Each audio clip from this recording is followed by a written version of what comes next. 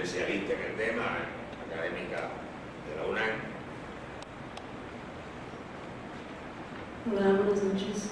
Antes que nada, muchísimas gracias a Ángel y a la doctora Josefina Morales, que fue quien me puso en contacto con Ángel y que tuvo la amabilidad de recomendarme para estar con todos ustedes hablando con un poquitín más de detalle sobre el caso de Ecuador. Entonces,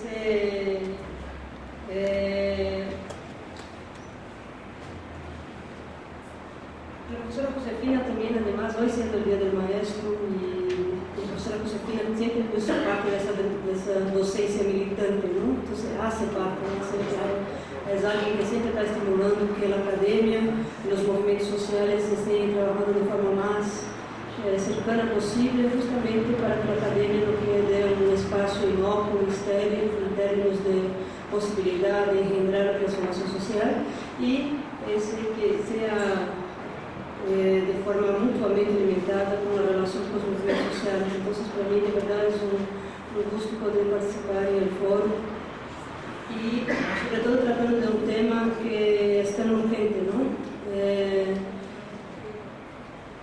Las elecciones en Ecuador tuvieron, como bien dijo Ángel al principio, llegaron a buen puerto, ¿no? En el sentido de que justamente ahí se garantizó la continuidad por más un periodo de un gobierno de Alianza País, pero fue la elección más apretada que tuvo, ¿no? Alianza País. Entonces, justamente a raíz de las elecciones, yo me puse a averiguar de manera más cercana quién era ese otro candidato, quién era el candidato Guillermo Lasso, qué fuerzas representaba, cómo fue esa articulación, de un candidato que representaba no solo la retomada del neoliberalismo, representaría, ¿no? Representa también la retomada del neoliberalismo en Ecuador, sino que viene con un barniz de ultraconservadurismo católico y una nueva derecha también, ¿no? O sea, no solo en el plano económico, qué fuerzas representa, sino que el conservadurismo recalcitrante que está encarnado ahí en el personaje, ¿no? Entonces, justamente con la intención de analizar las elecciones de Ecuador, yo me puse a investigar un poco más sobre la banca y el poder bancario, ¿no? El poder de las finanzas y el peso en el juego político que ese poder tiene, ¿no? Porque quizás no sean los temas que la izquierda esté más preocupada, ¿no? Entonces, siempre cuando uno habla de política monetaria, cómo se controla la inflación, banca central, casi que de salida, esos son temas que la izquierda no entra con mucha fuerza, ¿no? Relaciones capital-trabajo, eso sí, es más de la tradición de la izquierda, pero nosotros no podemos abandonar el escenario en esa discusión también, sobre todo cuando estamos en una etapa de la acumulación capitalista, donde la predominancia de los circuitos financieros y el poder de la banca es cada vez más concentrado, no solo de la media, de los bancos, de los grandes bancos, de los nuevos inversionistas financieros.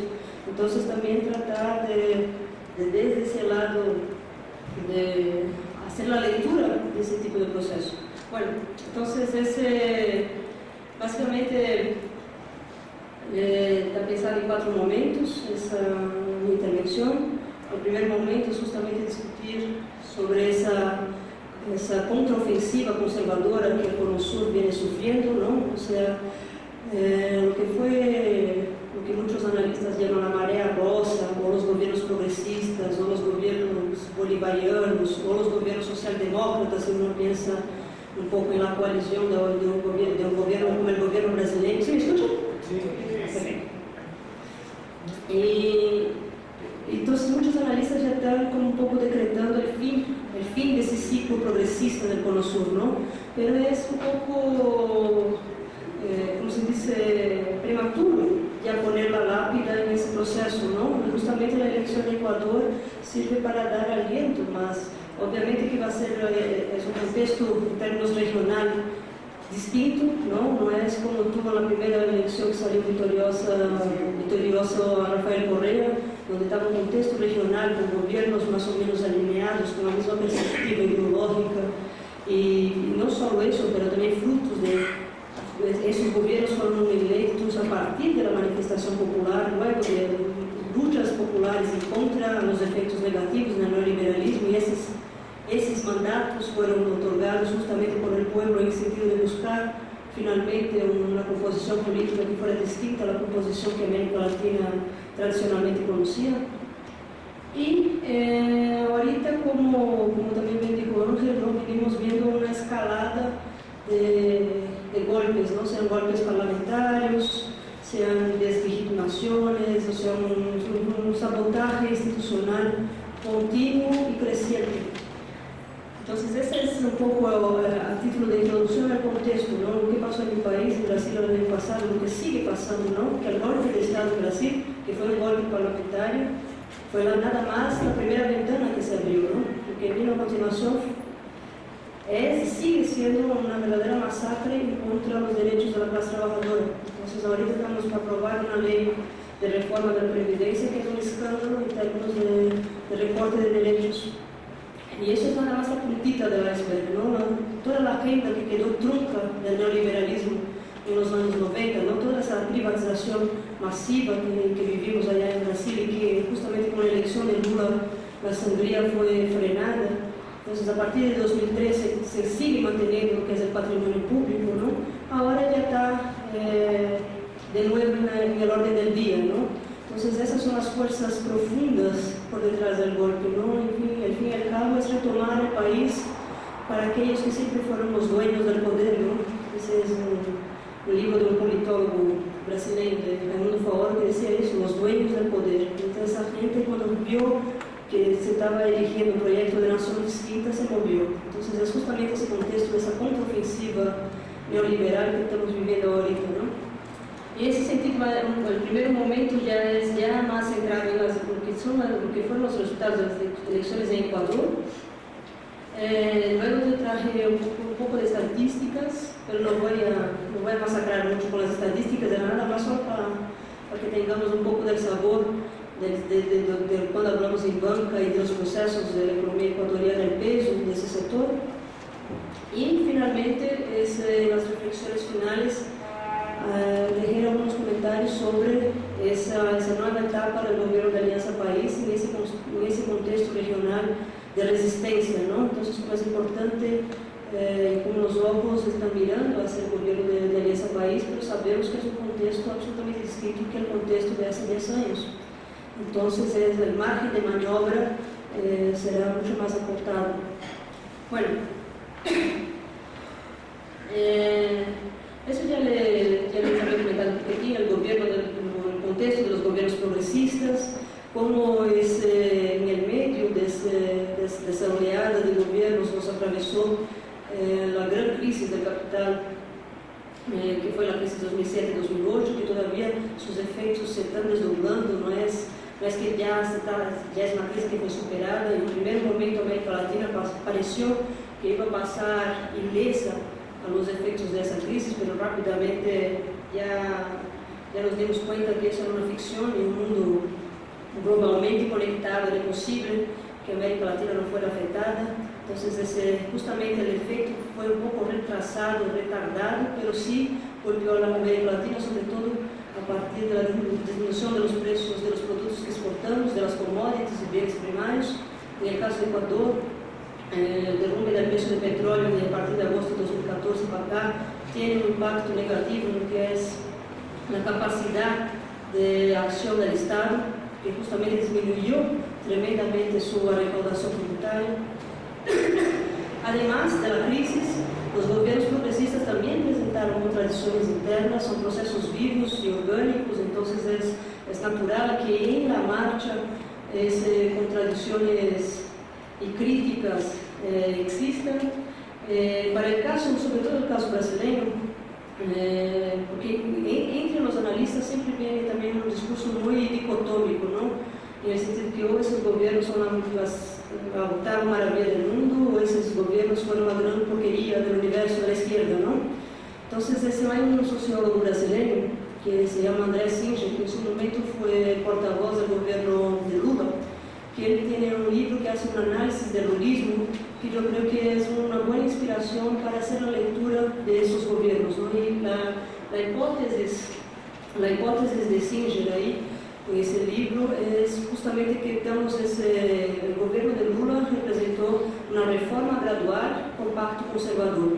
Entonces sí hubo reformas económicas importantísimas, pero a velocidad de cambio de placas tectónicas, a veces más acelerada, a veces no, pero por primera vez en la historia se hizo política pública masiva, ¿no? De masa para inclusión social. Eso fue absolutamente inédito en la historia del país, de corregir la deuda social, y a la vez todo lo que es la parte del manejo monetario quedó rehén de personas y personajes como de confianza de los mercados financieros, ¿no?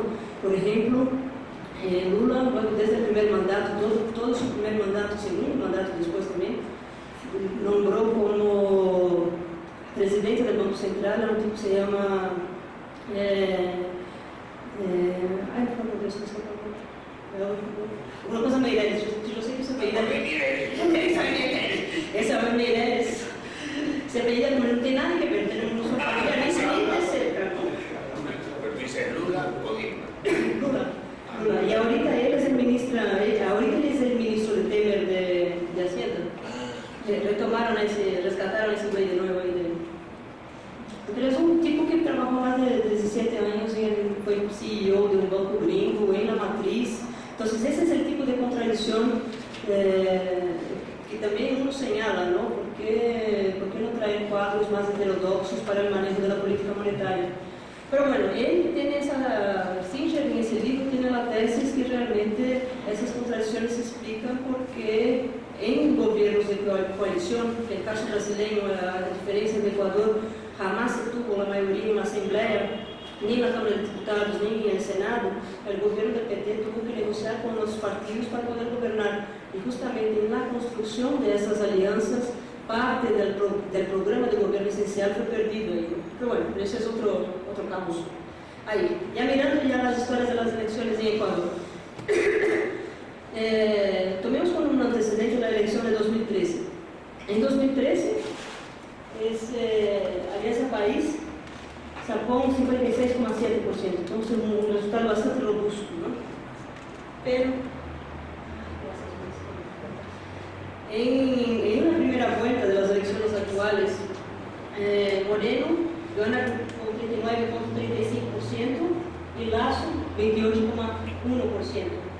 Y Alianza País, ahí sí fue bastante robusto el resultado en términos de Asamblea Legislativa. Alianza País logra ser mayoría de nuevo en la Asamblea. Y eso se empuja a la segunda vuelta, ese resultado a la segunda vuelta, donde los dos primeros candidatos salieron uno contra el otro para el balotaje, ¿no? En la segunda vuelta, que fue el 2 de abril, un movimiento que es raro desde uno que mira desde afuera, es como los movimientos indígenas, o Pachacuti, de pronto se alinearon con la campaña de Guillermo Lasso. Y es algo que es de una esquizofrenia única, ¿no? El movimiento indígena ecuatoriano apoyando a uno de los banqueros, una de las mayores herencias familiares de América Latina, ¿no?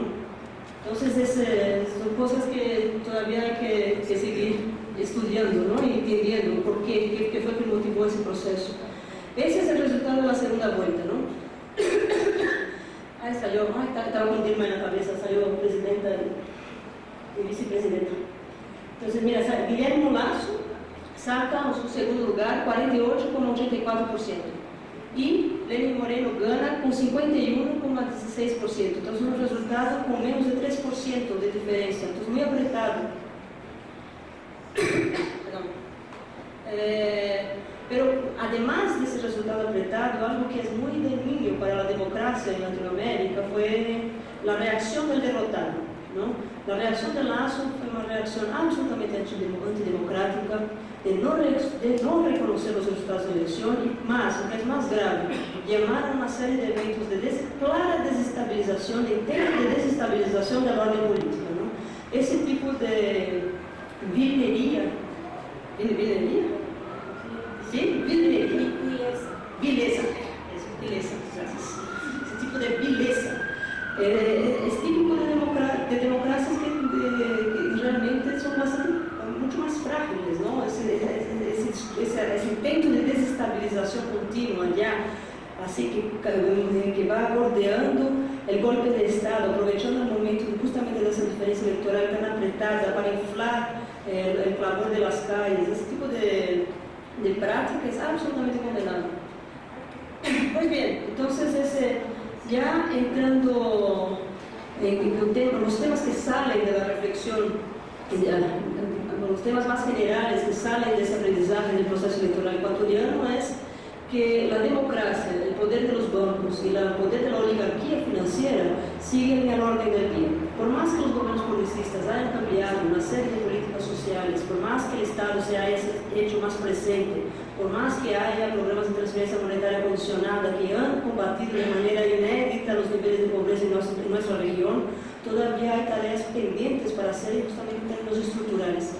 La cuestión del poder de los bancos y de su amenaza eminente sobre la democracia es una de ellas. Lasso tuvo una trayectoria política medio no muy ¿cómo se dice?, constante. Llegó a ser ministro ahí, Leonardo me va a dar de Mauá, ¿no? Pero un mes no más, pero lo suficiente lo hizo en ese mes. Y de pronto también fue candidato de la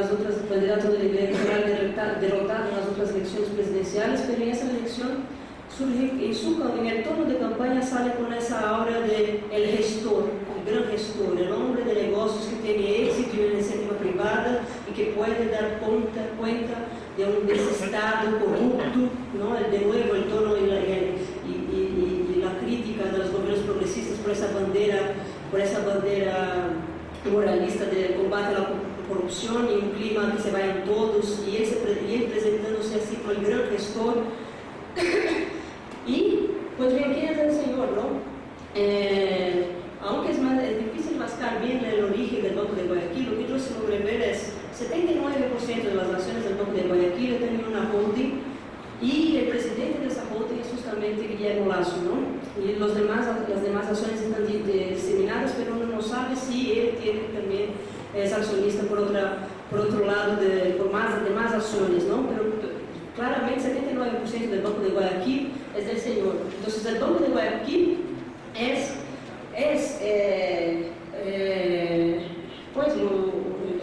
la empresa por detrás, ¿no? Entonces, al no elegir ese gobierno, el pueblo ecuatoriano justamente dijo no y puso un freno en alto a ese intento del poder financiero, el poder económico, sin mediaciones, llegar al poder político. Ahora sí, solo para no hablar demasiado, unas estadísticas básicas de Ecuador. Ahí vemos la tasa de crecimiento. Las barritas son la tasa de crecimiento por ciclo político, por ciclo presidencial, y la línea continua es el crecimiento del PIB, ¿no? Entonces vemos que es un crecimiento sostenido, y en términos de tasas de crecimiento,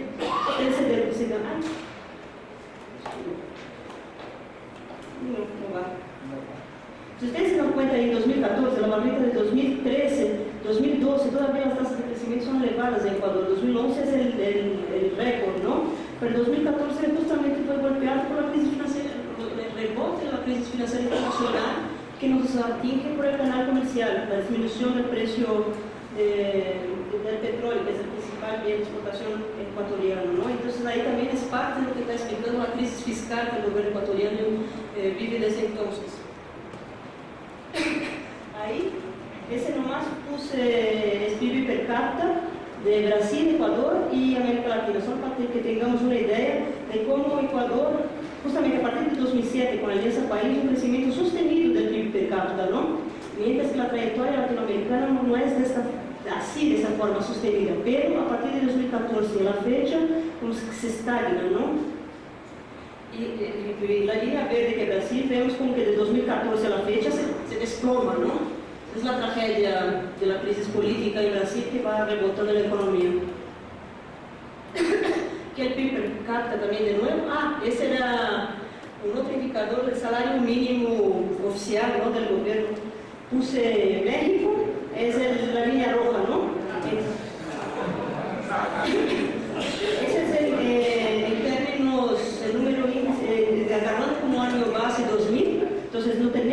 crecimiento del salario mínimo, está estancado y crece un poquitín, pero muy por abajo del crecimiento del salario mínimo oficial de Ecuador y de Brasil, ¿no? Ahora sí la línea azul es Ecuador y Brasil la verde.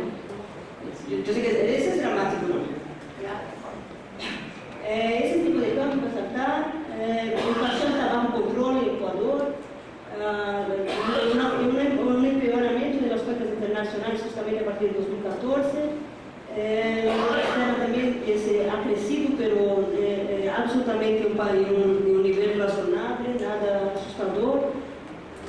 La inversión extranjera, a pesar de la crisis a partir de 2014, se sigue entrando en Ecuador, sobre todo China, ¿no? La formación bruta de capital es así, resintió los efectos de 2014, que venía realmente, esa es formación de capital mismo físico, ¿no?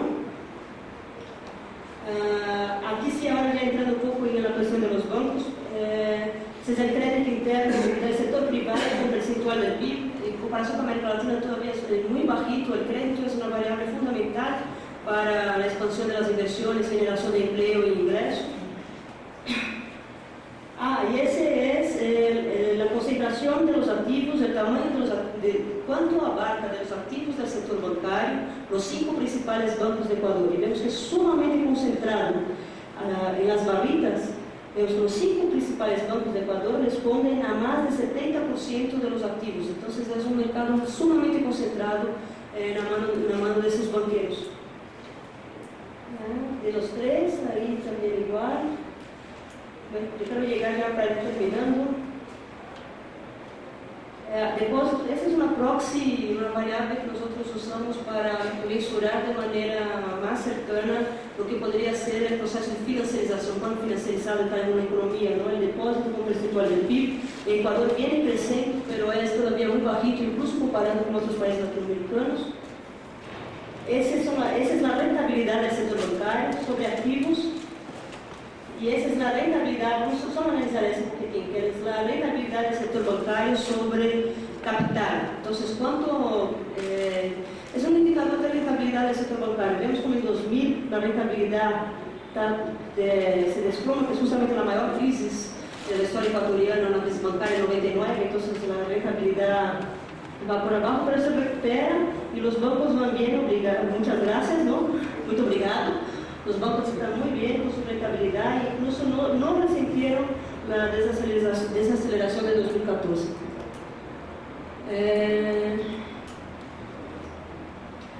Ahí está, era esa que quería llegar. Esos son los mayores bancos de Ecuador por número de activos. Pues el principal banco ecuatoriano que tiene casi 30% de los activos del sector bancario es el Pichincha.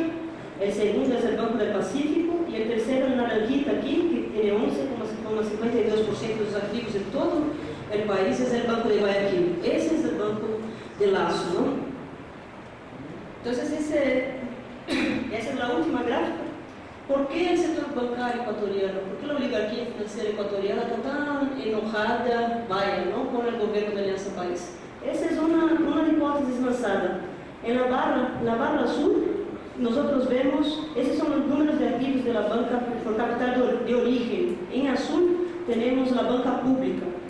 En rojo la banca privada y en verde, allá arriba, la banca extranjera, ¿no? Entonces ustedes ven cómo a partir del gobierno de Rafael Correa, la banca pública tiene una presencia mucho más acentuada.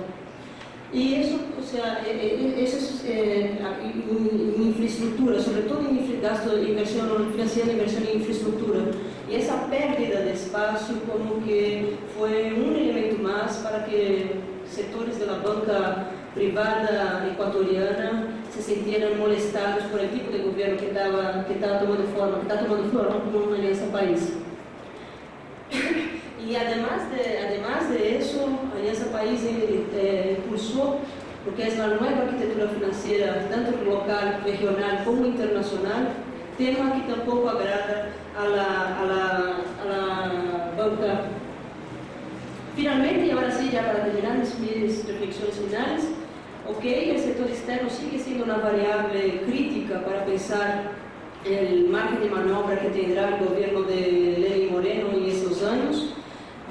Trump, el gobierno Trump en Estados Unidos pone una variable más de incertidumbre en el caldo que tenemos ahí, pero por el momento la derrota de Guillermo Lasso en Ecuador manda una nota clara a toda la oligarquía financiera, ¿no? Su proyecto de nación no es el proyecto de nación que representa a la mayoría de la población ecuatoriana, y extendiendo eso para América Latina. Democráticamente, ese proyecto de nación no gana elecciones. El caso de la señora es claro, no pudieron ganar en las urnas, en las elecciones, y encontraron una maniobra parlamentaria para sacar a una presidente que sí fue avalada con el voto popular. Entonces, ese sería todo que tenía. Muchísimas gracias.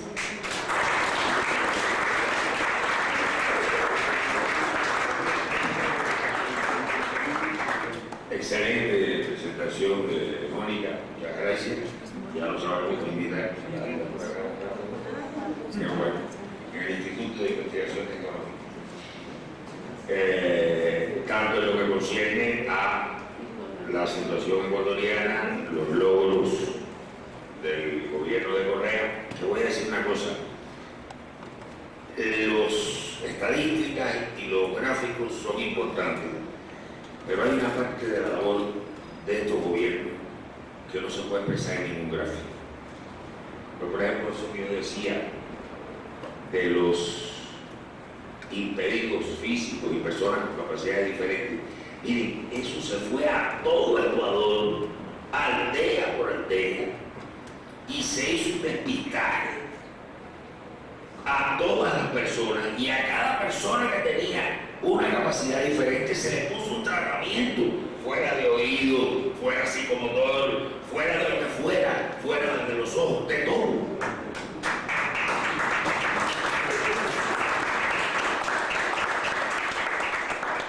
O sea que esas son cosas que vienen luego. Como anoche creí yo, el 80% de los niños en Cuba con leucemia se curan. Esas son cosas. ¿Qué gobierno hace esas cosas? Y entonces venía un tipejo como el Lasso, este bandido, que además acabó con Ecuador, acabó con la moneda nacional. Que miren, bueno, tú eres economista, no podrás, habría podido hacer mucho más. Correa teniendo moneda nacional que no teniendo moneda nacional. Yo me acuerdo que en los programas de los sábados él decía, es que es una maldición no tener una moneda nacional, pues nos amarra la mano. O sea, ese gobierno que considera las condiciones en que se ha tenido realmente que desenvolver no son nada favorables en muchos aspectos. Y ahora, parte interesante fue la que contextualizaste tú dentro de todo lo que está pasando en América Latina, y que ahora pues están tratando de hacerlo en Venezuela, que yo, por cierto, aquí está el primer secretario de la Embajada de Venezuela, Zair Sina, y el embajador Leonardo Arizaga, que habíamos anunciado que llegaba, está aquí, y en realidad fue una descortesía mía no haberlo anunciado en el momento en que llegó. Y también está con nosotros el brigadiero Walter Martínez, aunque Walter ya casi un mueble.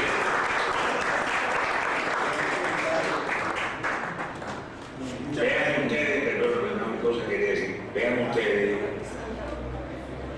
en línea con esto que decía Mónica, de que estas fuerzas no tienen posibilidades por vía electoral.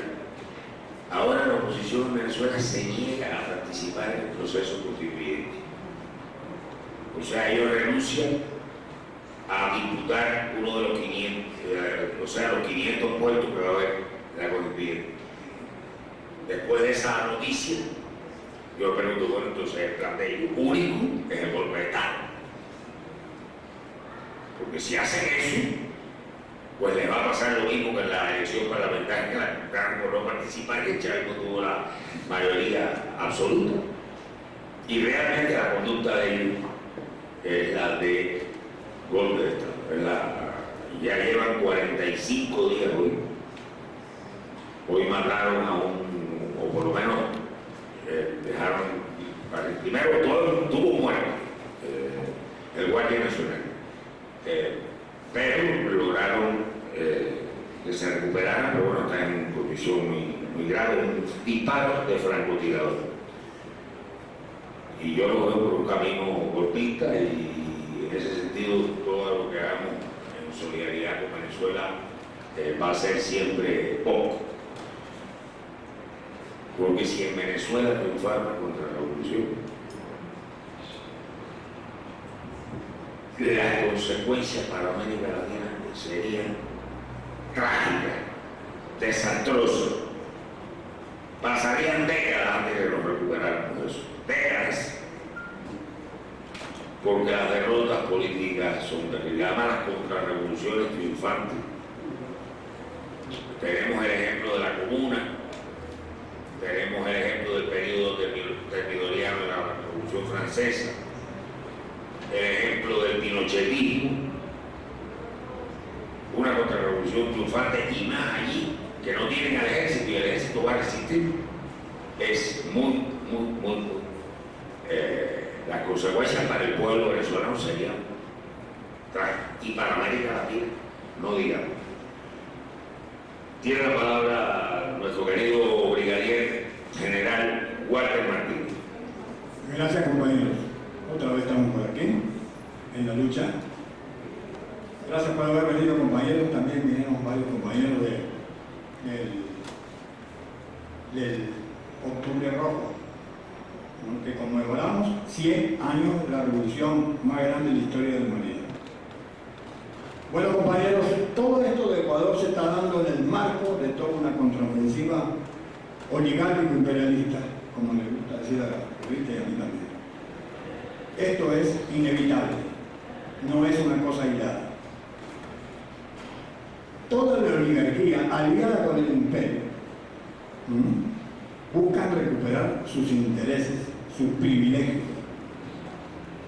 En Venezuela, Leopoldo López y toda esta mafia que Leopoldo López, que le dicen que es un preso inocente, que es libertad política, cuando fue uno de los ejecutores del golpe de Estado del 2002, fracasado golpe de Estado. Él estuvo encargado de comandar un comando paramilitar para detener a Fernández Chacín, que fue el ministro del Interior en ese momento. Bueno, y luego participó en la guarimba del 14, con 43 muertos, 800 heridos, hospitales y edificios públicos incendiados. Eso es lo que pide la libertad. La Lilian Tintori allá fue a mendigarle a Trump, el fascista, xenófobo, guerrerista, que hoy es la cara, digamos, más directa y más descarnada de lo que es un imperialismo. Bueno, compañeros, en ese marco se dan las elecciones en el Ecuador. Fue difícil.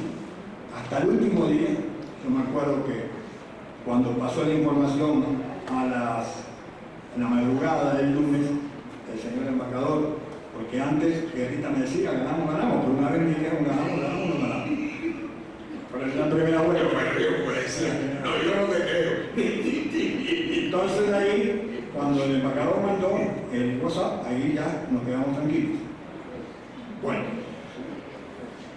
precisamente en Ecuador se han dado, yo no quiero repetir porque lo que dijo la compañera Mónica fue excelente exposición gráfica. Él dice que una imagen se enseña más que 1000 palabras. Entonces me parece muy bien también lo que dijiste tú, Guerra. Algunas cosas, yo quiero resaltar algunas cosillas nomás de los logros de la Revolución Ciudadana de Alianza País. Bueno, el Producto Interno Bruto de 2007 era 46.000 millones de dólares. En 2015 fue de 110.000 millones de dólares. El salario básico empezó en 160 dólares y pasó a 360 dólares en el periodo de Correa, en el segundo. De 16 millones de habitantes en pobreza, se redujo a 2 millones la pobreza en Ecuador, cuando en México sigue aumentando la vez. Aumentó 700% las inversiones en salud pública, 400% en educación. Después me parece que el embajador va a hablar de todo lo que... ¿Le pega el micrófono? Micrófono. Acercarse. Ah, bueno. Sí. Entonces, la reforma que hubo, reforma así en serio, a favor de la población, en las universidades y todos los centros de enseñanza. Se redujo la igualdad en cantidades, digamos, nunca vistas en la historia del Ecuador. Por supuesto, la fórmula Lenin, no digo Lenin de América, no sé si me exagero, pero el Lenin, pero con acento en la isla, y Jorge Glass han ganado las elecciones.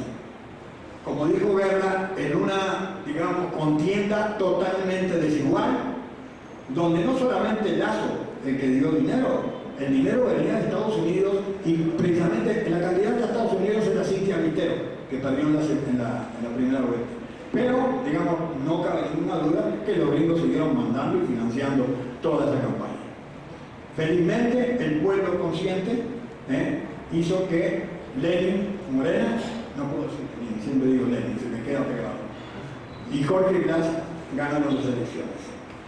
Esto, en todo el gobierno mientras estuvo el presidente Correa, hubo un periodo de gran estabilidad. Yo me recuerdo que antes, dictaduras de por medio, gobiernos que duraban meses, por ejemplo, los últimos. Abdalá Bucaram estuvo unos meses, poco tiempo, y no terminó su gobierno en 1997. Jamil Mahuad igual, tuvo que irse en enero de 2000. Y Lucio Gutiérrez, aquel que se había presentado como un militar democrático, que resultó más entreguista que todos, tuvo que renunciar por las protestas sociales en abril de 2005. En 2006, Rafael Correa, digamos, decidió, junto con su equipo, de realizar una consulta ciudadana para una asamblea constituyente. Y en 2007 se llama la asamblea constituyente y el 81% de la población vota a favor de la constitución. Evidentemente, no sé en qué momento lo dijo Correa, pero dice, esto no es una época de cambios, es un cambio de, refiriéndose no solamente aquí, sino lo que sucedía en Venezuela y lo que se anticipaba a venir en otros países de nuestra América. En su elección de 2009 ganó por el 52% y luego en 2013 esa fue la última, ¿verdad? El 13 por el 57%.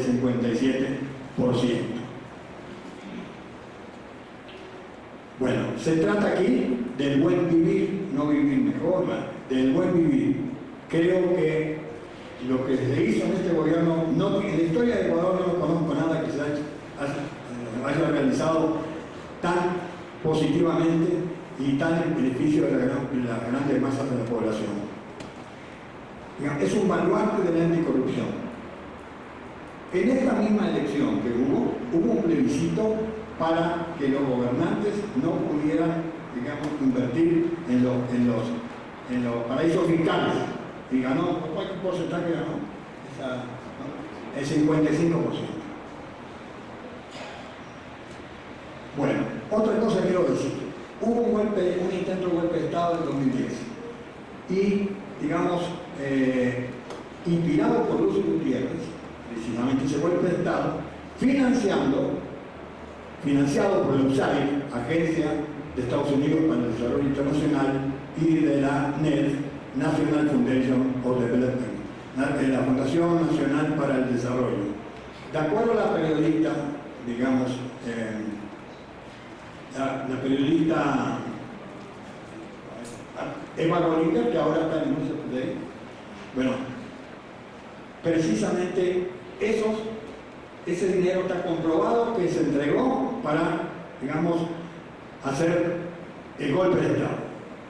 Lo lamentable de este golpe de Estado, y que se vuelve a repetir en la elección, cuando nosotros decimos, y cuando Mayate hablaba de los pueblos originarios, lamentablemente en Ecuador, la población indígena no es como la de Bolivia, que es el 67%. ¿Cuánto es el 12% de eso? El 12% de la población indígena. Sin embargo, gran parte de la dirigencia, incluyendo los pachacutis y la CONAI, digamos, en el caso aquel del golpe de Estado, los pachacutis estuvo a favor del golpe de Estado. Es increíble. Y ahora en las elecciones, la CONAI y pachacutis también, digamos, apoyaban al banquero para ganar la elección. Esto es increíble. Increíble. No por ser, digamos, por ser inmigrante, porque los inmigrantes de los mexicanos, algunos dicen que no entren más y están a favor de Trump. No tiene nada que ver a veces la clase social. Por ejemplo, yo soy militar, muchos de los militares querían golpe de Estado y dieron de golpe de Estado. Yo me metí en la embajada de México, porque me iban a perseguir y me salvé de estar 12 años preso como tuvieron otros compañeros. Bueno, otra cosa que, digamos, es lamentable en Ecuador y lo que son las corporaciones. La compañía Texaco, eso creo que iba a hablar en el embajador, no sé si estoy tocando el tema, que ahora se llama Chevron, digamos, contaminaron todos los ríos, bueno, una cantidad de ríos, hectáreas de zonas indígenas precisamente, contaminadas. Y se puede ver una película que recientemente vimos y presentó el embajador en el foro de Capozalco, que se llama Fuego Sucio. Ahí se ve descarnadamente lo que hicieron estos con los ríos, digamos, y los aledaños a los ríos, todos contaminados.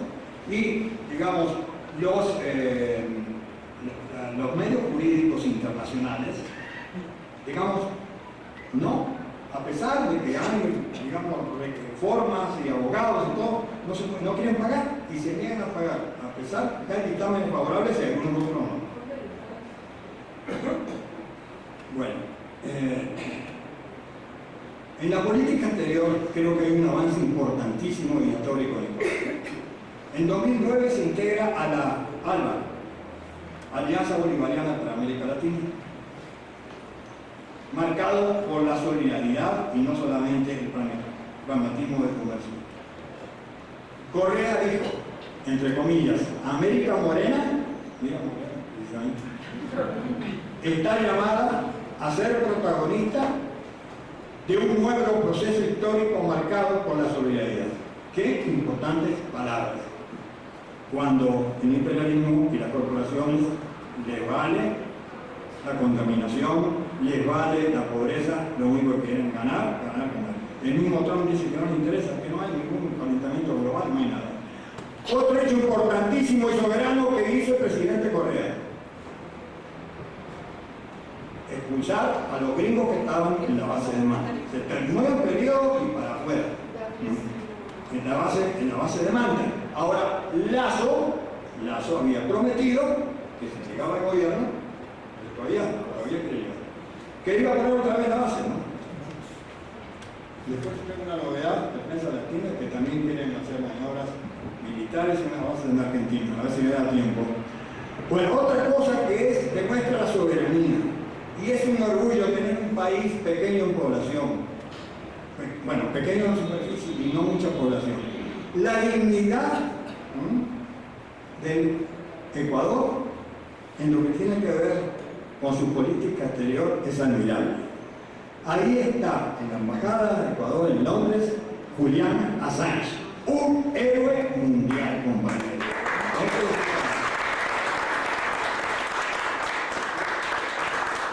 También se ganaba el Lazo el banquero, ya dijo que lo iba a entregar directamente a Estados Unidos, que ahí lo que cabe es cadena perpetua o pena de muerte.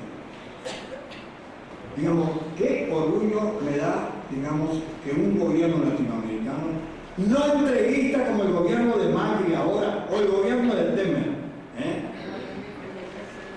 que están desesperados por entregarle todos los recursos a Estados Unidos. Y el gobierno mexicano también, compañeros. Tenemos una vergüenza del ministro de Relaciones Exteriores. Además, acusan a Venezuela. ¿Qué derecho y qué autoridad moral tienen estos tipos con los 43 desaparecidos, compañeros?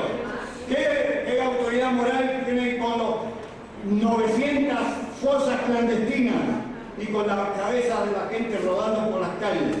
Más de 100.000 muertos, compañeros. Y vienen a reclamar que no hay democracia y que liberen a los pueblos. Recientemente, por suerte, liberaron injustamente a Videla, después de una maniobra traicionera que le hicieron por decir que tenía armas cuando era del grupo de defensa. Bueno, compañeros, la Unión Sudamericana de la UNASUR tiene la sede en Quito, precisamente. Esto es muy importante. Bueno, compañeros, yo quiero decir otras cositas que con el fin del progresismo que hablaron los compañeros, el fin del ciclo progresista. Acá no hay ningún fin del ciclo progresista, compañeros. Y esto lo comprobamos. Se pueden cambiar los gobiernos como pasó con el fraude y de la corrupción contra, digamos, fue un fraude eso, el golpe parlamentario en Brasil. Bueno, antes lo habíamos tenido en Honduras, lo habíamos tenido en el 2010, el intento, bueno, antes en el 2002 fue en Venezuela, antes que todos esos, después en Honduras, después en Ecuador y Paraguay y Brasil. Ese es uno de los métodos que tienen. No entran con las Fuerzas Armadas directamente o no compraron a todos los militares, como en el caso del Cono Sur, del Cóndor precisamente, que ahora le voy a decir algunas palabras que dijo el presidente. Bueno, compañeros, esto es lo que se está dando en este gran país, pequeño pero gran país, que es Ecuador. Tenemos el orgullo de ser amigos acá, nos hicimos amigos con el embajador Leonardo Arrizaga, compañero, que digamos siempre está, digamos, a todas las invitaciones que le hemos hecho, él está dispuesto a informar lo que pasa allá. Inclusive acaba de llegar ahora de Quito, una visita, así que va a venir con noticias frescas cómo está la situación. Bueno, quiero decir algunas cosas de Correa, textuales, que es mejor que lo diga él y no.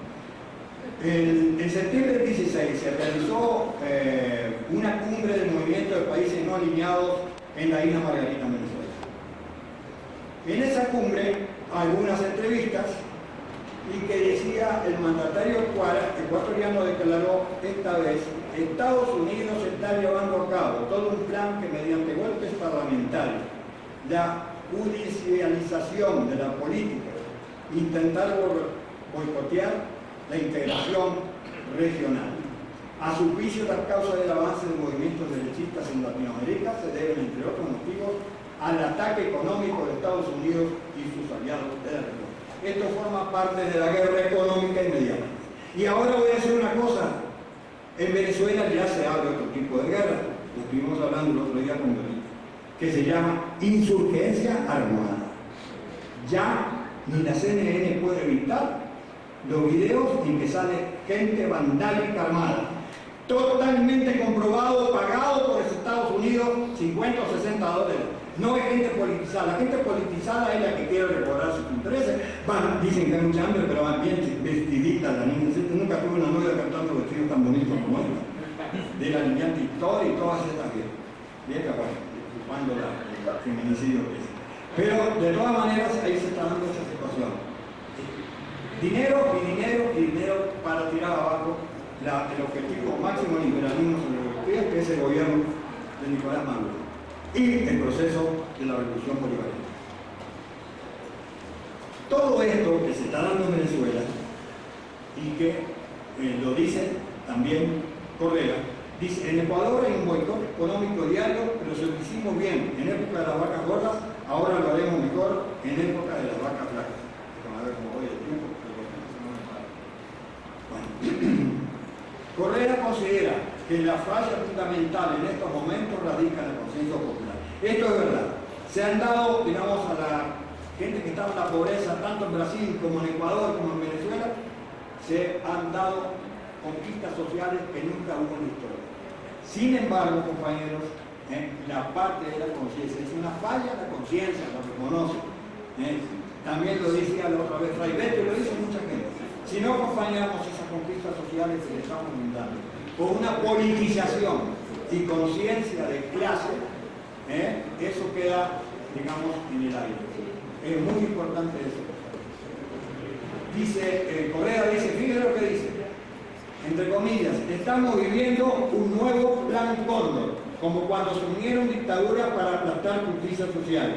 Se trata de golpes parlamentarios, de la judicialización de la política, caso de Brasil y Argentina, es un boicot a la integración regional, una amenaza, una arremetida feroz para destruir los movimientos progresistas. Eso es lo que dice Correa y habló y estamos apoyando a Dilma, apoyando a Cristina, de todas las cosas que sufren por la derecha internacional.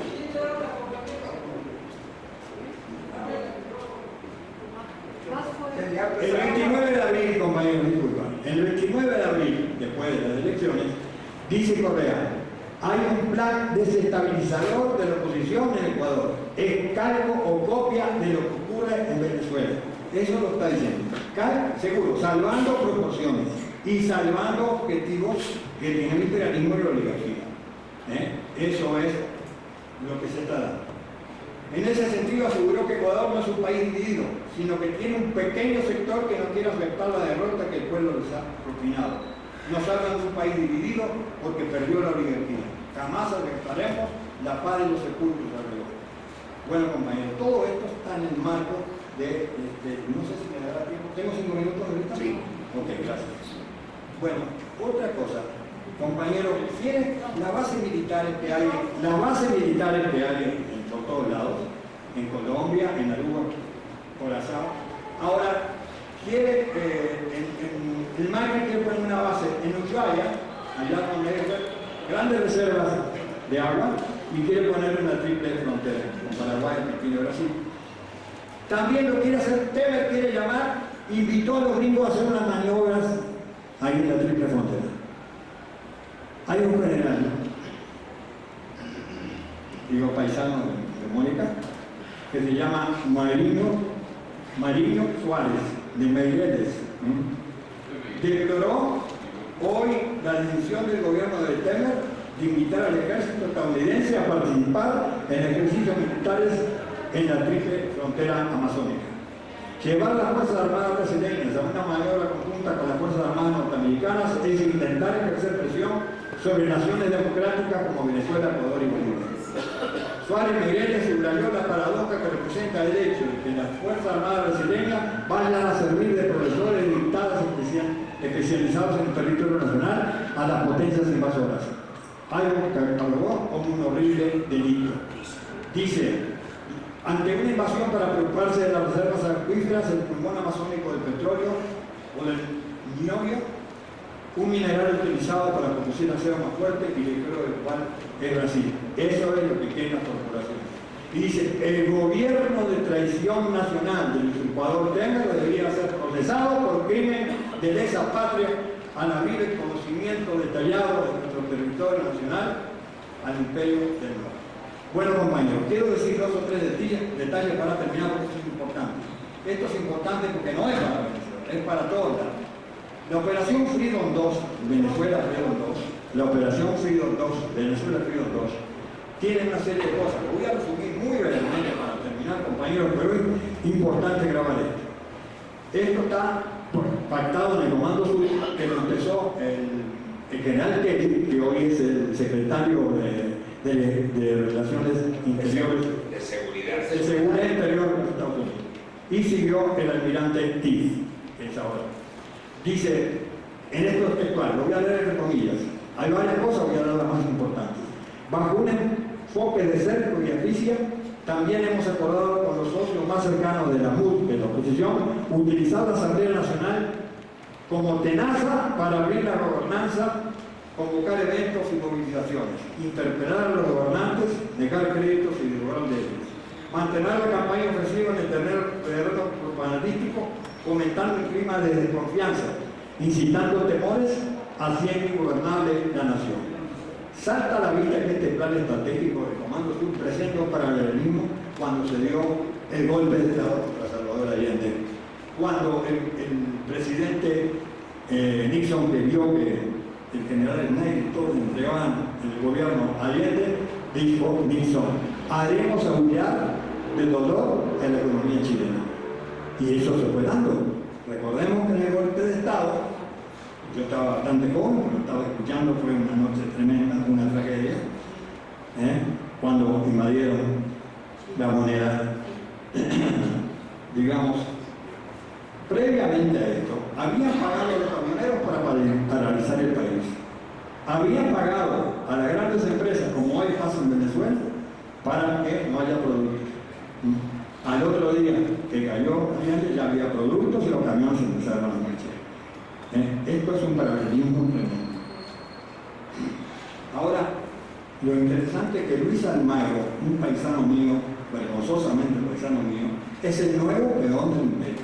Recordamos que también en Uruguay, cuando cruzaron la Cuba de la OEA, cuando el canciller de la Alemania, Raúl Roa, dijo, esto es un ministerio de colonia. Y también era un paisano mío, Mora Otero, otro entreguista y peón del imperio. Ahora, otro uruguayo que está ahora peor todavía, porque hizo toda la jugarreta de que era de izquierda y que militar y todo, pero ya lo había engañó al presidente Mujica, que también Mujica se engaña muy frecuentemente. Sí. Entonces, hizo que Ecuador, que Venezuela votaran por él. Y resultó un fiasco, ya estaba amarrado como un integrante del CIE. Pero compañeros, lo que quiero decir esto, y para terminar y ahorita, porque esto se lee mucho lo del Comando Sur, pero no dice esto. Mira lo que dice textualmente, voy a decir 2 o 3 cositas y ya termino. En otro ámbito tenemos que prestarle atención a la cuestión militar, no solamente esto del golpe de Estado. La cuestión militar está ahí en reserva. Campaña que hemos, la tenaza, campaña que hemos impulsado para disuadir y ganar adeptos en sectores institucionalistas. Bien, ellos tratan de conseguir que generales se quiebren y se pongan al servicio, igual que Pinochet, que se quiebren. Hasta ahora no lo han conseguido, compañeros, porque los mandos militares están súper, digamos, de la confianza del gobierno. Ahí cuando el golpe de Estado antes, Chávez tuvo el tino de modificar por completo la doctrina de defensa, no de la doctrina de seguridad nacional que estaba al servicio del imperio, una doctrina bolivariana de defensa, además de todo su bagaje ideológico. El armamento cambió, el armamento viene y los misiles y todos los aviones vienen de Rusia, el aparato de cobertura antiaérea de China. Han cambiado todo. Si no hubiera sido así, compañeros, no se hubiera dado el golpe de Estado en 2002 y ahora actualmente, si no hubiera esa alianza cívico-militar, ya hubiera cerrado un golpe de Estado. Bueno, entonces dice que no pueden convencer a los militares y también tienen preocupación porque las milicias populares, que son más en número que las Fuerzas Armadas, están potencialmente preparadas para cuando una agresión militar, que se le dé las armas para que ellos vayan a luchar en cada uno de los pueblos. Entonces es bien difícil una invasión que dice, si bien en este terreno foco de atención, dice, si bien en este terreno foco de la situación militar, no podemos actuar ahora abiertamente, bien lo que dice, esto es textual. Compañeros ahí, esto es textual, ¿verdad? Lo analizamos junto con la embajada de Venezuela. No podemos actuar por ahora abiertamente, ¿no? Si no, por ahora vamos a seguir con la tenaza. Y lo que se está haciendo ahora es que llegaron a un grado, como dije hoy, de insuficiencia militar. Sin embargo, desde la base, sí, de Curazao y la Aruba, la base que hay ahí en Chile, que están ahí pegaditas a Venezuela, hay un sistema de espionaje a los centros militares y los centros de gobierno. Esto es lo que se está dando, compañeros, y creo que es importante porque, así como dijo el presidente Correa, es un calco de lo que está pasando en Venezuela. En menor, mayor grado, de acuerdo a los intereses que tiene Estados Unidos y las oligarquías, que es una vergüenza el gobierno de México. Es una vergüenza también el gobierno de mi paisano de Uruguay, que han votado junto con países de la derecha. Es una vergüenza. Por suerte ahora hubo una reunión del Partido Comunista y los partidos de izquierda, que son mayoría dentro del Frente Amplio, y le dijeron en la política exterior acá se tiene que cambiar. Y de acuerdo a lo que prometió el gobierno ahora, no van a votar la Carta Democrática contra Venezuela, van a pegarse a lo que dice la Constitución y el programa de Frente Amplio de Autodeterminación de los pueblos, no intervención en los países, y no van a estar firmando otras, digamos, amenazas para complacer a este peón del imperio que llaman Mayo. Bueno, compañeros, la lucha sigue y el fin de la historia, ¿qué historia? Bueno, me he dicho, ¿qué? El fin del progresismo sigue. Ahí está el pueblo argentino, compañeros, está el pueblo brasileño. Ahí están luchando y le va a quedar poco porque estos tipos no pueden arreglar nada. Todas las conquistas se fueron al carajo, compañeros. En Argentina la gente está en las calles y ahora en Argentina el gobierno de Macri dio una semi-amnistía a los condenados de 1 por 2, es decir, los que tenían 10 años pasan a 5. Hay que perdonar a los pobres militares torturadores y que tiraban gente viva de los helicópteros. Esa es la lucha, compañeros, y mientras la lucha sigue, ningún fin de progresismo ni de la historia. Arriba, compañeros, de victoria nuestra. Gracias.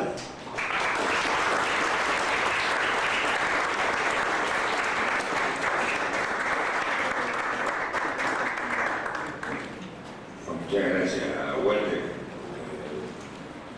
Recomiendo que en la página web de la Presidencia de Ecuador busquen los discursos del presidente Correa, donde están todas estas ideas que él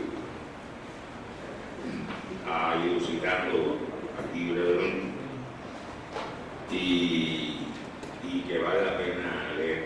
También les recomiendo que lean, mejor dicho, que vean en YouTube la entrevista que le hizo Russia Today a Elías Alba, el presidente de la Comisión Presidencial que designó el presidente Maduro para el desarrollo de la Constituyente, que es muy esclarecedor, sumamente esclarecedor. Yo ahorita quiero hacer una predicción. Hoy me desperté, puse Russia Today y hubo una excelente entrevista al ministro de Defensa, Vladimir Padrino. También está la entrevista al general Padrino, sí. Y lo otro que quería decir, esa declaración que citaste de un general brasileño de hoy, ¿es en retiro o...? Salió en retiro, salió en prensa latino. Bueno, aunque sea en retiro, eso es importantísimo, porque la política que Temer está siguiendo es contraria a la doctrina militar que el ejército brasileño venía siguiendo. La hipótesis de guerra de Brasil cambió y era una hipótesis de resistir una agresión.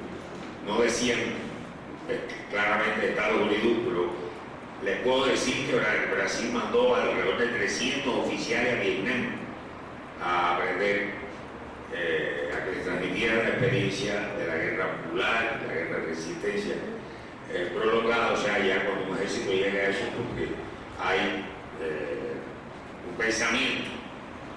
Entonces, muy interesante lo que dice el general, que es una crítica de fondo al gobierno de Temer. Y tiene la palabra nuestro querido Leonardo, el embajador del Ecuador.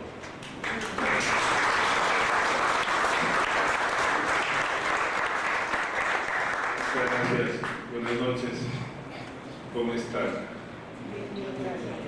Ya son las 9 de la noche, así que vamos a ser breves. Primero, Ángel, mi solidaridad por la jornada, siendo que hoy fue asesinado otro periodista de tu periódico. Toda nuestra solidaridad con todo el equipo, con Luis Hernández, con la directora, con todos los compañeros, y les vamos a acompañar con nuestras oraciones. Muchas gracias, embajador. En segundo lugar, un saludo del presidente Rafael Correa, del canciller Long y de los compañeros de la Revolución Ciudadana. Me da mucho gusto estar aquí para contarles un poco el proceso que estamos viviendo, y también les quiero agradecer que estén interesados en este proceso y en las elecciones que hemos tenido en mi país hace poco. Quisiera hacer un poco de historia, A fines de los años 90, el Ecuador quebró. Mi país quebró, lamentablemente. En un año migraron más de 1 millón de ecuatorianos. Colapsó el sistema financiero, casi el 70% de los bancos y de las financieras cerraron. Un año nefasto. Entre 1996 y el 2006, ningún gobierno terminó su mandato. Los 10 años previos a la elección del presidente Correa, tuvimos 7 presidentes. O sea, era casi automático que el vicepresidente terminaba como presidente. Y así fue con Aguad, así fue con Lucio. Una inestabilidad terrible, porque los partidos políticos tradicionales no podían gobernar por el bien común. En buena parte porque los grandes empresarios eran dueños de los medios de comunicación y de los bancos. Yo fui embajador del Ecuador en la República Popular China. Por cierto, soy diplomático de carrera, he estado 30 años en este oficio, he servido a 10 gobiernos en estos 30 años. Y para mí es un alto honor poder representar a la Revolución Ciudadana y al presidente Correa en México, como lo hice antes como embajador del Ecuador en Venezuela, embajador del Ecuador en China, subsecretario y vicecanciller. Les decía que en China crisis se escribe con 2 caracteres, el mandarín. El un carácter es peligro y el otro es oportunidad. En esa terrible crisis que vivíamos a fines de los años 90, inicios del siglo XXI, surge la figura del presidente Correa y de los compañeros de Alianza País que fundaron el movimiento. Y ellos pudieron aglutinar las propuestas de los sindicatos, de los movimientos sociales, de los indígenas, de las mujeres, de los adultos mayores, en una propuesta de transformación histórica que se denominó Revolución Ciudadana. Y eso es lo que hemos vivido estos últimos 10 años, una transformación histórica. Por algunas decisiones que se tomaron al comienzo del gobierno. Lo primero que se hizo fue renegociar la deuda externa, renegociar los contratos petroleros y profundizar la reforma tributaria. Más que una reforma, la recaudación tributaria. Y estas 3 decisiones, renegociación de la deuda, renegociación de los contratos petroleros que ahora son de servicios petroleros, y la profundización de la cultura tributaria permitió un ahorro no de cientos ni de miles, sino decenas de miles de millones de dólares que el gobierno pudo usar para comenzar a pagar la deuda social por el país. Lo segundo que hicimos en la Asamblea Constituyente, que decía Walter hace un rato, fue cambiar las relaciones de poder. Porque ahora el banquero ya no puede ser dueño de empresas ni de medios de comunicación. El empresario no puede ser dueño de bancos. En el Ecuador el banquero es banquero, el empresario es empresario y el dueño de medios de comunicación es exclusivamente eso. Yo les recomiendo leer el libro de Mónica. Ella escribió un libro sobre dolarización. Y en efecto, como decía Ángel igual, la dolarización para nosotros es una carga, porque no tenemos ni política monetaria ni política cambiaria. Entonces, cambiamos las relaciones de poder. Y una cosa que es muy importante, no solo es el compromiso con la causa de transformación, sino la capacidad. Yo siempre digo eso, al presidente no le importa que yo sea gordo, canoso, solo use guayabera, lo que quiere es que se hagan las cosas, resultados, que los funcionarios públicos no solo hagan gestiones, sino que tengan resultados en su gestión. Y eso hemos hecho. Hemos sacado cientos de miles de personas de la pobreza. Hace 10 años, 1 de cada 3 ecuatorianos era pobre. Ahora 1 de cada 5 es pobre. Reducimos la pobreza del 37 al 22%. Reducimos la desigualdad a la mitad. Hace 10 años, el 10% más rico ganaba 42 veces más que el 10% más pobre. En la actualidad gana 22 veces más. Es mucho, pero es la mitad de lo que era antes. Y hemos tomado algunas decisiones, ya lo decía la compañera,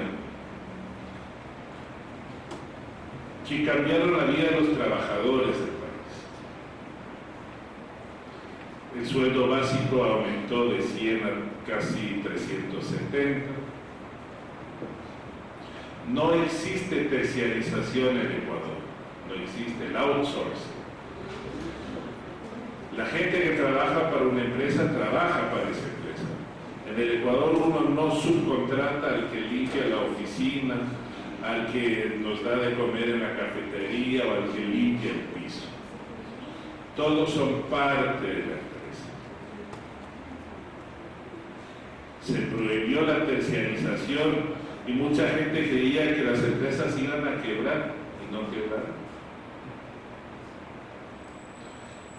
Otra cosa que hicimos fue que ninguna empresa puede declarar utilidad hasta que el 100% tenga acceso a la canasta básica.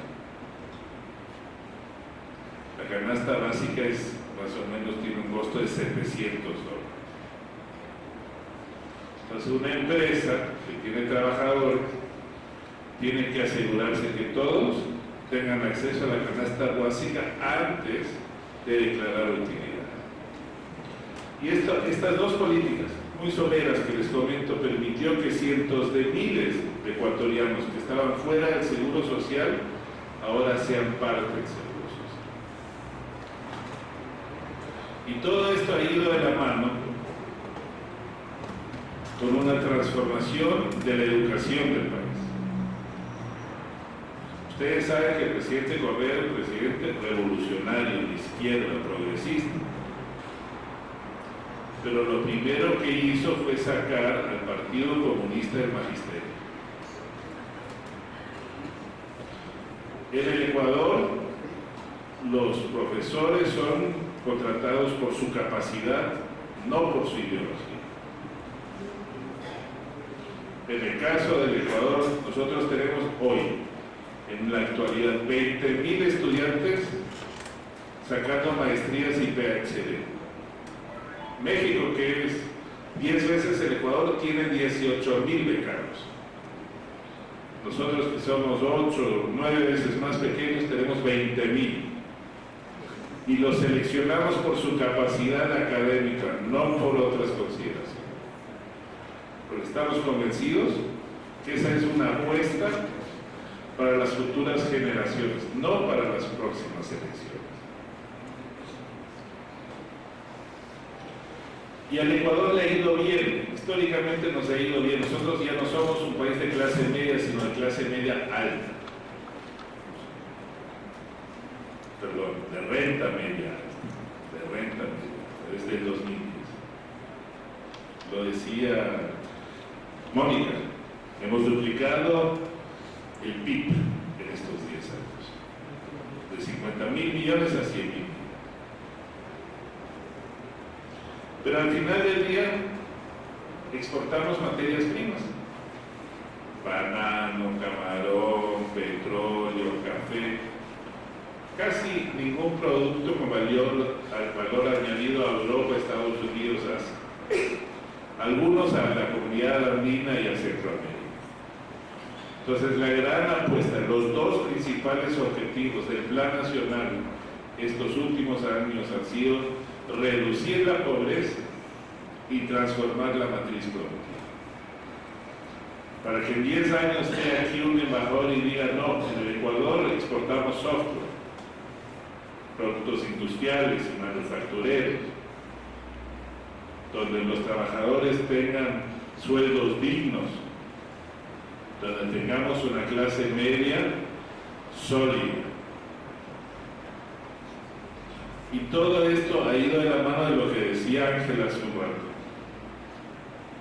Hemos construido 10.000 kilómetros de nuevas carreteras.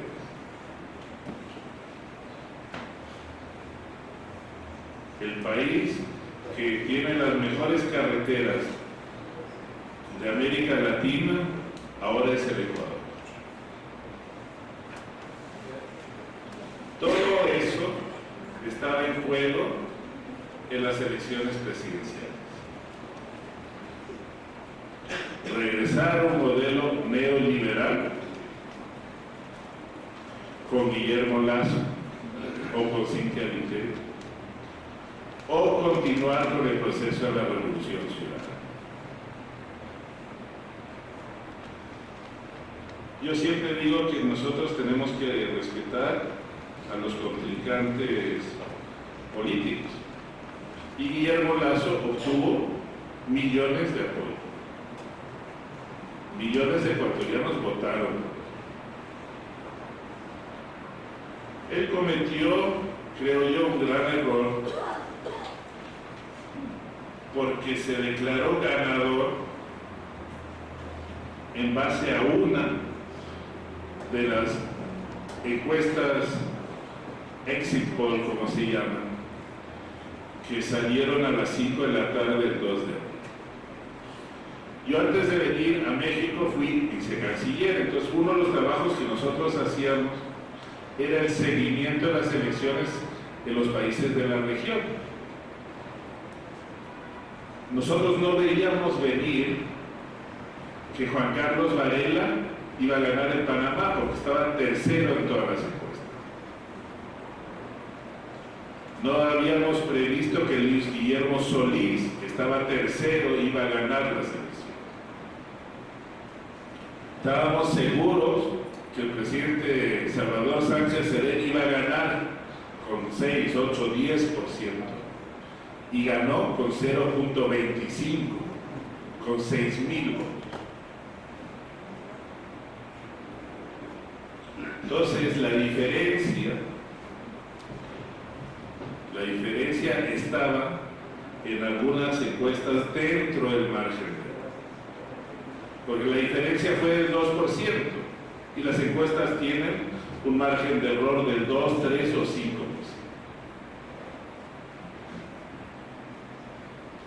Cuando la misma noche del 2 de abril comenzó el conteo rápido,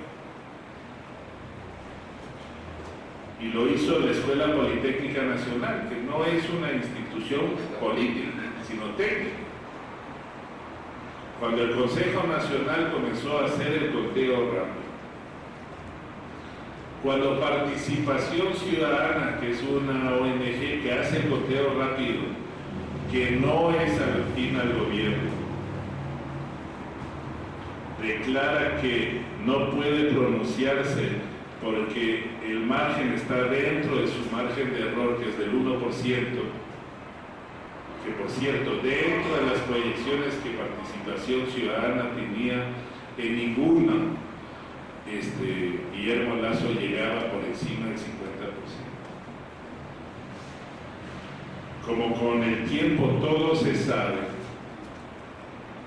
después de efectuar el conteo rápido en la Escuela Politécnica, el Consejo Nacional Electoral, la OEA, se declaró como ganador a Lenín Moreno. Y uno de los temas muy importantes en estas elecciones fueron los observadores internacionales. Muy importante.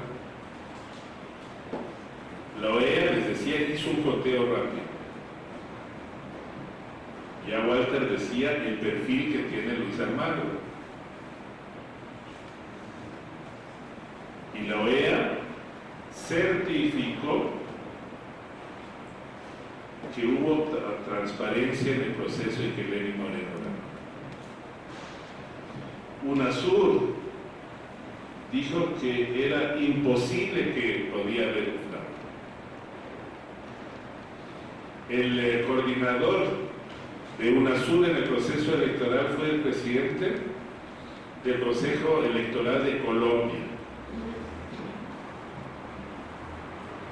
El gobierno colombiano tiene otra ideología, otra tendencia. Colombia tiene otra visión de desarrollo que nosotros. Y el presidente del Consejo Nacional Electoral, que era el coordinador de UNASUR, dijo que era imposible.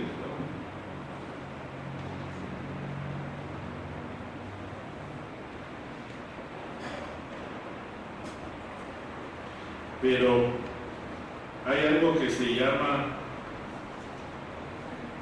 en el argot político y comunicacional, la cámara del eco,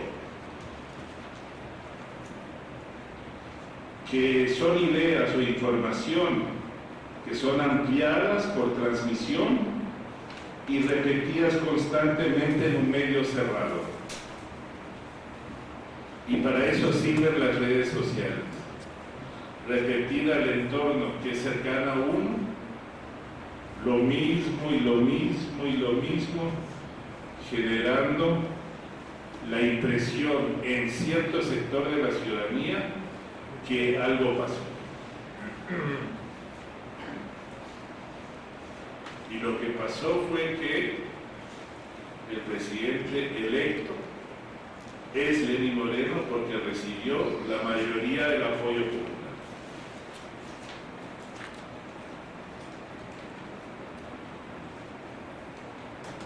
Cuando ya se obtuvieron los resultados finales, Guillermo Lasso, Creo y Suma apelaron y en primer lugar impugnaron el 10% de las actas y después impugnaron el 100% de las actas. Pero uno solo puede impugnar actas que tienen inconsistencias numéricas, de firmas, ¿sí? Y se abrieron casi 4.000 urnas. Se volvieron a recontar más de 1.200.000 votos. Y el resultado fue casi idéntico. Es más, en el reconteo, Lenín Moreno obtuvo un poco más de votos. Y quienes pidieron que se efectúe el reconteo, el partido Suma, Creo, Suma, no fueron. Hacen el pedido, hacen la presentación, y cuando se abren las actas no van.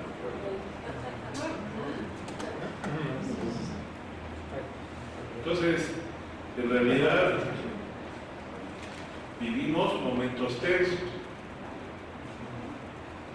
Pero el hecho cierto es que hemos tenido muchas victorias en los países de la región. Chávez ganó 4 veces. Y cuando yo era embajador en Venezuela, Maduro ganó. Los Kirchner ganaron 3 veces en Argentina. Lula y Dilma 4 veces. Evo ha ganado 3 veces las elecciones. El presidente Correa ganó el 2006, el 2009 y el 2014. En Uruguay el Frente Amplio ha ganado 3 veces. Uno gobierna cuando gana las elecciones. Y en el Ecuador, por ejemplo, las 5 principales ciudades del país están en manos de la oposición. Si las elecciones no serían transparentes, el resultado uno pensaría podría ser otro, pero como son transparentes, en Quito, en Guayaquil, en Cuenca, en Machala, en Manta, los alcaldes son alcaldes de la oposición. Y algo que es muy importante, quienes ganan las elecciones deben gobernar. Lo que pasa muchas veces es que quienes pierden las elecciones tratan de gobernar a través de los grupos de interés, los grupos de presión, las ONGs que son afines, y tratan de imponer su agenda de gobierno y desarrollo a los demás. Quien gana las elecciones, gobierna. Y una cosa que es muy importante decirle, el presidente Correa ha sido presidente 10 años. Él podría haber pedido ser candidato de nuevo, pero él mandó una disposición transitoria a la Asamblea en la que se decía que cualquier dignatario que había estado 2 mandatos consecutivos no podía ser reelegido. O sea, él se autoexcluyó para ser candidato. Y lo propio, los asambleístas que han servido 8 años en 2 mandatos no pueden ser candidatos de nuevo. Muchas veces es más difícil dejar el poder que acceder al poder. Muchas veces. Y el presidente Correa lo ha hecho. La campaña ha sido muy sucia.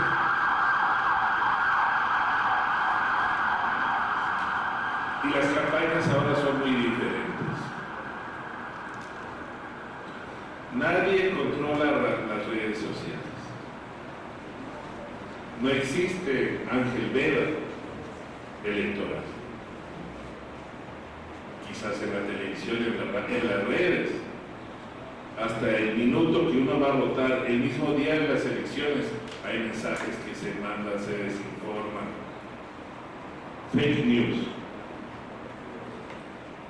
Manifestantes pagados, una campaña dura, difícil.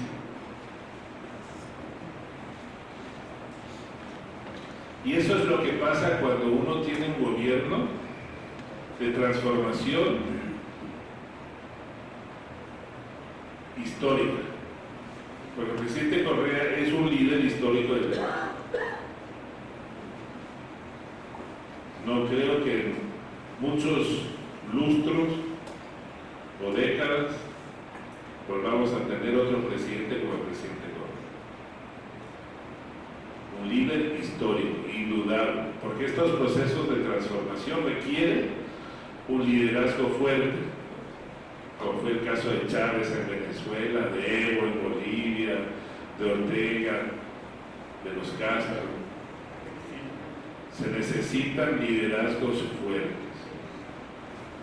Pero también es muy importante institucionalizar estos cambios. Tienen que trascender los procesos, tienen que trascender a las personas. El presidente Correa siempre nos dice, nadie es indispensable, yo no soy indispensable, lo importante es que el proceso continúe. Pero cuando uno genera cambios, genera enormes resistencias. Y cuando uno gobierna tiene que escuchar a todos, pero llega un momento en que uno toma la decisión que beneficia a la mayoría del país. ¿Y por qué fue tan difícil ganar? En parte, porque el año pasado fue terrible, el peor año económico de nuestra historia. El precio del petróleo bajó de 100 a 20. Tuvimos un terremoto terrible de 7.9 en Esmeraldas y Manabí, que afectó el 4% del Producto Interno Bruto. Y ahí recibimos una inmensa solidaridad de los mexicanos, inmensa.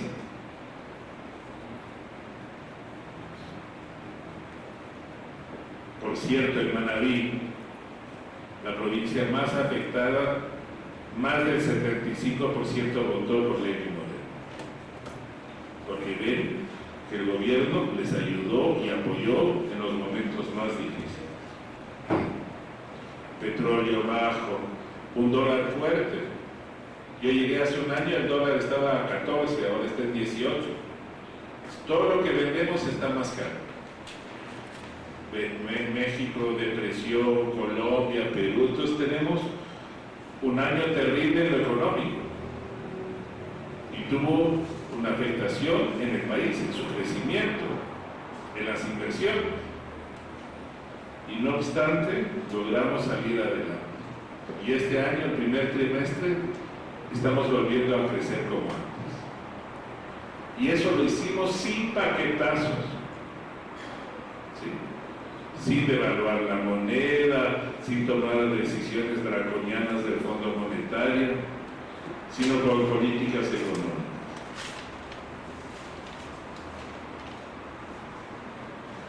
Uno de los líderes históricos de la derecha del Ecuador es Jaime Nebot. Ha sido alcalde de Guayaquil por muchos lustros. Un feroz opositor del gobierno. Pero él pidió que Guillermo Lasso pruebe el supuesto fraude. Y no pudo hacerlo. Y una vez que concluyó el proceso, Jaime Nebot envió un video a la ciudadanía diciendo que no hubo fraude, que él no tiene cercanía con el gobierno, que si hubiera habido fraude, él hubiera sido el primero en demostrar en contra del Consejo Nacional Electoral, pero que no se probó el fraude, es que no pudo haberlo. Nosotros en los consulados en México tuvimos elecciones, la gente vota en secreto, la papeleta se publica, se escanea y se envía al Consejo Nacional Electoral, toda la información es pública. Nosotros teníamos en nuestras mesas representantes de CREO que firmaron. Casi todas las mesas tenían representantes de los partidos políticos.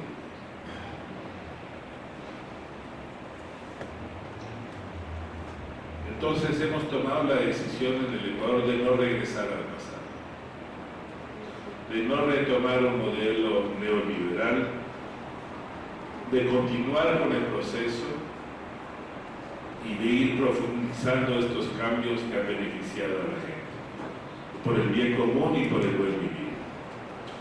Y hay que estar alertas, porque la estrategia es regresar también a lo que pasaba antes. La idea de muchos de la oposición en el Ecuador es que el presidente Lenín Moreno no termine su mandato. ¿Sí? No muchos, pero hay gente que piensa así. Entonces, en el Ecuador hemos tomado la decisión de continuar el proceso en base a valores como el buen vivir, la honestidad, la igualdad, la equidad, la justicia, la libertad, el respeto y la democracia. Y hay una cosa que tengo que decirles, que decía Mónica también: cuando uno gobierna también se equivoca, y hay errores que se cometen. Y en el caso del Ecuador hemos tenido lamentablemente casos de corrupción, gente que está en el proceso y que está prófuga o que está presa. Una desilusión enorme, que quienes están en el proceso de transformación para gobernar por el bien común terminan beneficiándose y también enriqueciéndose.